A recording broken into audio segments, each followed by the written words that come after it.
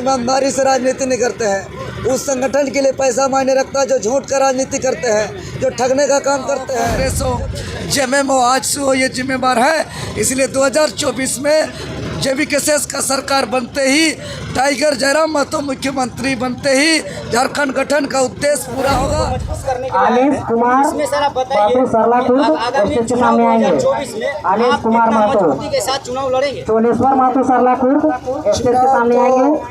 बिहारी लाल महतो सरलाकला, लेकिन मारुति कुमार लगातार पिछला 2-2.5 साल से जो हम लोग आंदोलन किए हैं, चाहे ट्विटर कैंपेन की बात हो, मुख्यमंत्री आवास घेराव की बात हो, विधानसभा घेराव की बात हो, झारखंड बंद की बात हो, या राजभवन के समक्ष प्रदर्शन की बात हो, अभी तक इतना ऐतिहासिक आंदोलन के बावजूद सरकार अभी तक हम लोग की मांगों पर कोई ठोस निर्णय तो दूर, एक कमेटी तो गठन नहीं किया है। इसीलिए हम लोग बाध्य होकर के मजबूरन अब हम लोग राजनीतिक कदम बढ़ाए हैं और झारखंडी भाषा खतियान संघर्ष समिति टाइगर जयराम जी के नेतृत्व में 2024 में पूरा दम खम जोर सर से पूरे झारखंड के 5 प्रमंडल के 24 जिलों के 81 विधानसभा में पूरा 606 थाना में 45 अनुमंडल में अपना संगठन को तैयार कर रहे हैं। क्योंकि जो सभा में हम लोग का बहुत बड़ा जनसैलाब उमड़ रहा था, वो वैचारिक सहमति है हम लोग से, लेकिन उसको हम लोग कैडर के रूप में परिवर्तन कर रहे हैं। इसलिए आज रामगढ़ जिला का गोला प्रखंड के संग्रामपुर पंचायत में पंचायत स्तरीय विस्तार का कार्यक्रम किया गया और यह विस्तार कार्यक्रम अब बूथ स्तर पे होगा, फिर सदस्यता अभियान होगा और हम लोग सब पूरा झारखंड प्रदेश के पूरे संपूर्ण झारखंड में करोड़ों करोड़ सदस्यता ग्रहण करा करके 2024 का चुनाव हम लोग चुनाव लड़ने के लिए नहीं बल्कि जीतने के लिए चुनाव लड़ेंगे। और आज विपक्ष कह रही है सर कि ये भीड़ तंत्र क्या वोट तंत्र में बदल पाएगी जेवीकेएस? बिल्कुल, आज 3 दिसंबर है। आज मध्य प्रदेश कमेटी के सदस्य छत्तीसगढ़ और राजस्थान का चुनाव परिणाम आ रहा है और पूरा देश का जितना भी पॉलिटिकल पंडित लोग हैं, तमाम मीडिया बंधु लोग हैं, टकटकी नज़रों से देख रहा है। उसी प्रकार आज ही की तरह झारखंड का विधानसभा या लोकसभा चुनाव का परिणाम, झारखंडी भाषा खतियान संघर्ष समिति का जो परिणाम आएगा, पूरा देश के पॉलिटिकल पंडित और पूरा मीडिया उसको टकटकी नज़र से देखेंगे और ये इतिहास के पन्नों पे दर्ज हो जाएगा। क्योंकि अगर हम देखते हैं पूरे भारतवर्ष का कुल जनसंख्या का लगभग 2.5% जनसंख्या झारखंड क्षेत्र में है और पूरे संपूर्ण देश भर का अगर खनिज संपदा की बात करें तो 40% है। पूरा आबादी का 2.5% को और खनिज संपदा 40% है। इसका मतलब यही है कि पूरा देश भर का जितने भी विकसित राज्य है, सभी विकसित राज्य का कोई भी 16 व्यक्ति को उठाएंगे और 16 व्यक्ति का जितना धन संपत्ति या उसके पास जितना आर्थिक स्थिति मजबूत होगा वो अपना झारखंड का एक व्यक्ति के पास होना चाहिए। क्योंकि पूरे देश का जनसंख्या का मात्र 2.5% झारखंड में है और पूरा देश के खनिज संपदा का 40% झारखंड में है। इसका मतलब देश का 16 व्यक्ति बराबर झारखंड का एक व्यक्ति होना चाहिए। और अगर 24वें साल के झारखंड में अगर ये नहीं है तो यहाँ के तमाम राजनीतिक संगठन जो यहाँ सत्ता संभाले हैं, चाहे भाजपा हो, कांग्रेस हो, जेएमएम हो, आजसू हो, ये जिम्मेवार है। इसलिए 2024 में जेवीकेएस का सरकार बनते ही, टाइगर जयराम महतो मुख्यमंत्री बनते ही झारखंड गठन का उद्देश्य पूरा होगा। शहीदों के सपनों का झारखंड बनेगा, आंदोलनकारियों के अरमानों का झारखंड बनेगा। आप छात्र के साथ हमेशा खड़े रहते थे, आज हमेशा बोलते हैं कि टाइगर जयराम महतो को सीएम बनाना है और सत्ता में आना है, चुनाव लड़ना है। स्टूडेंट के साथ खड़े रहने वाले छात्र नेता आज पॉलिटिक्स में मूव कर रहे हैं, क्यों ऐसा? टाइगर जयराम जी एक छात्र हैं। हमारे जितने भी जेवीकेएस में वैसे लोग अधिकतर जुड़ के काम कर रहे हैं जो झारखंड आंदोलन के बाद पहली बार 24वें साल के झारखंड का अगर आंदोलन को देखते हैं तो 606 थाना का पुलिस रिपोर्ट कहता है कि आंदोलन में सबसे ज़्यादा एफआईआर दर्ज हुआ है आंदोलन की वजह से। और ये सारे आंदोलनकारी कोई बीजेपी, आजसू, जेएमएम, कांग्रेस का सफ़ेद पोस्ट कुर्ताधारी कोई नहीं है।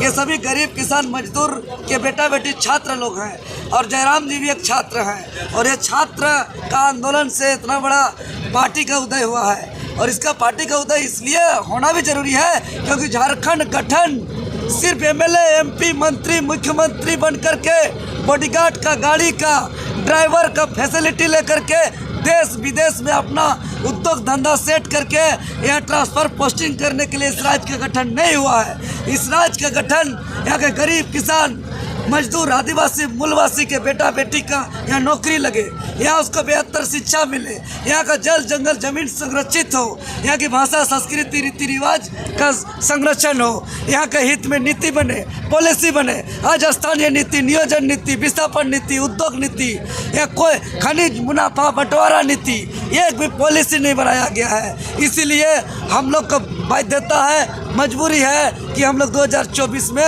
हम लोग चुनाव पे आ रहे हैं और हम आपके चैनल के माध्यम से राज्य के तमाम मतदाताओं से भी निवेदन करेंगे, अपील करेंगे कि 2024 में वोट अपने लिए करना है, अपने आने वाले पीढ़ी के लिए करना है। और जब अपने लिए करते हैं तो किसी से कुछ लेते नहीं है। सर, चुनौती तो आपको मजबूत पार्टियां से है, आप उन मजबूत पार्टियों को कैसे टक्कर दे पाएंगे? विचार है हमारा संघर्ष है कि जिस तरीके से हम लोग ट्विटर कैंपेन झारखंड जैसे क्षेत्र में ऐतिहासिक 7.5 लाख ट्वीट रिट्वीट हुआ, आप लोग का कैमरा में कैद नहीं हो पाया, उतना छात्र विधानसभा का घेराव में पहुंचा, मुख्यमंत्री आवास घेराव में पहुंचा, बंदी 1 दिन नहीं 2-2 दिन किया।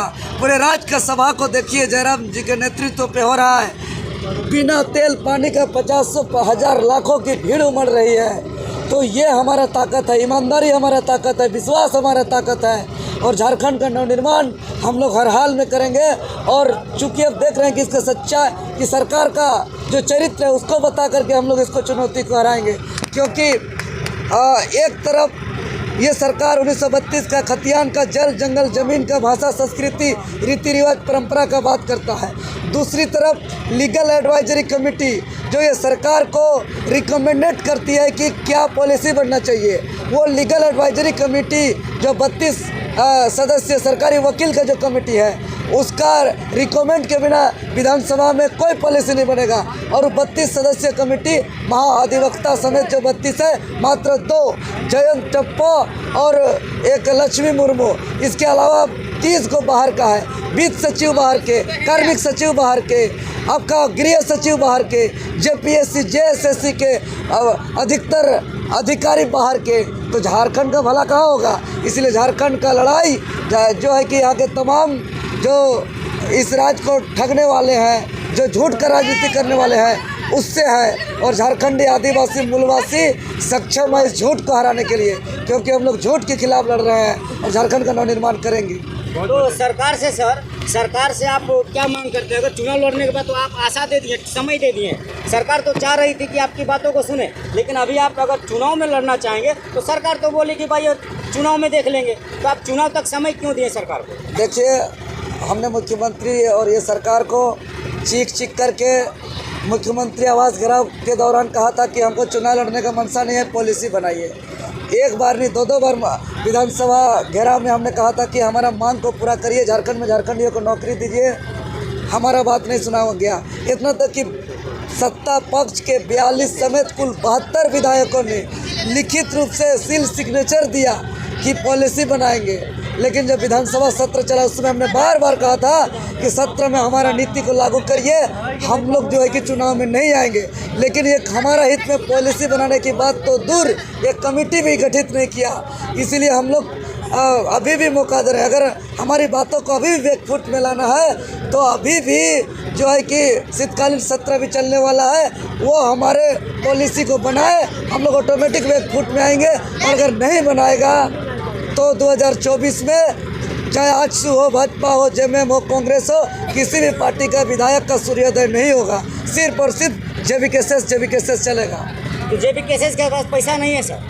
पैसा से कहाँ चुनाव होता है? क्योंकि चुनाव झारखंड का पैसे से हो रहा है। नहीं, ये उन दलों का है जो ईमानदारी से राजनीति नहीं करते हैं। उस संगठन के लिए पैसा मायने रखता है जो झूठ का राजनीति करते हैं, जो ठगने का काम करते हैं, जो बेवकूफ़ बनाने का काम करते हैं। झारखंडी पैसा इसलिए नहीं लेंगे क्योंकि झारखंडी आदिवासी मूलवासी किसान मजदूर अपना खेत काम करने जाते हैं तो किसी से भूती मजदूरी नहीं लेते हैं। यहाँ के माताएं बहनें अपना खेत धान काटने जाते हैं तो किसी से मजदूरी नहीं लेते हैं। हम लोग अपना खेत हॉल जोतने जाते हैं तो किसी से मजदूरी नहीं लेते हैं। तो हम लोग अपने लिए वोट डालने जाएंगे तो कोई पार्टी से हम लोग कोई तरह का पैसा नहीं लेंगे। हम लोग अपील करेंगे झारखंडी अपना जैसे अपना खेत अपना माटी अपना खलिहान में जैसे जाते हैं तो वो उसी प्रकार अपना हित के लिए अपना आने वाला पीढ़ी का भविष्य के लिए अपने हित में पॉलिसी बनाने के लिए इस बार वोट के साथ साथ जो भी चर्चा खर्चा पर्चा जो मिनिमम खर्च है वो भी यहाँ के जनता देंगे और दे रहे हैं। अगर ये पिछला लगातार 2-2.5 साल का आंदोलन को हम लोग देखते हैं तो लगभग 80 करोड़ खर्च हुआ है और ये 80 करोड़ खर्च कोई टाटा अडानी